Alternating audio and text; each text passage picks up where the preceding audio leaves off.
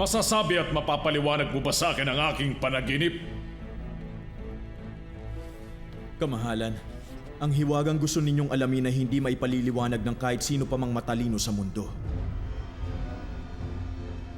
Ngunit may isang Diyos sa kalangitan na naghahayag ng mga hiwaga at ipinakita niya sa Haring Nebukadnezar ang mangyayari sa mga darating na panahon. Mahal na hari, ang nakita ninyo ay isang malaki at nakasisilaw na rebulto. Nakatayo ito sa inyong harapan at nakakatakot pagmasdan. Ang ulo nito ay lantay na ginto at pilak ang dibdib at mga bisig. Tanso naman ang tiyan at mga hita nito. Ang mga binti ay bakal at ang mga paa ay pinaghalong bakal at putik. Habang pinagmamasdan nyo ito, may batong nahulog mula sa bundok na bumagsak sa mga paa ng rebulto at nadurog ang mga paa. Pagkatapos nadurog ding lahat ang bakal, putik, tanso, pilak at ginto. Naging parang ipa ito at tinangay ng hangin at walang naiwan kahit bakas.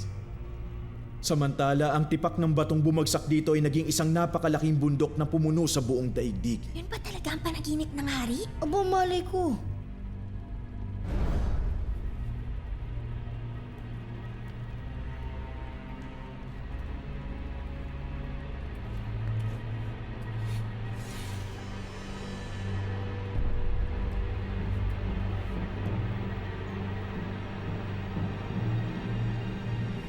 At ang ibig sabihin ng panaginip?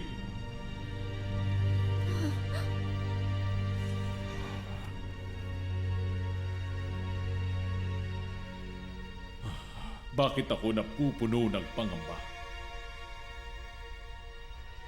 Dahil kayo, o hari ng mga hari, kayo ang ulo ng ginto.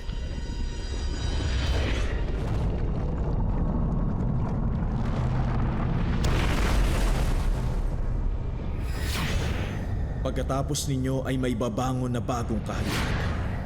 May pangatlo at may pang-apat na singlakas ng bakal. Sa panahon ng mga haring yun, ang Diyos na nagahari sa kalangitan ay magtatatag ng isang kahariang hindi maibabagsak kailanman ni masasakop ni naman. Sinabi niya kay Nebukadnezar na babagsak ang kaharian nito.